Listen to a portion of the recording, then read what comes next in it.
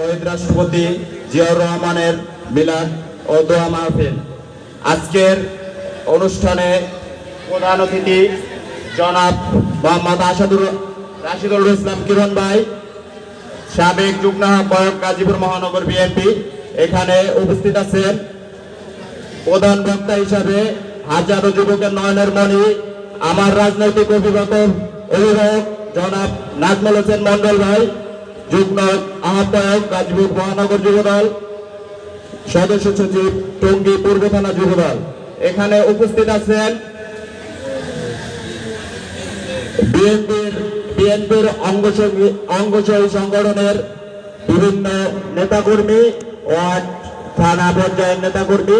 এখানে উপস্থিত আছেন আমার ৪৪ নং ওয়ার্ড যুবদলের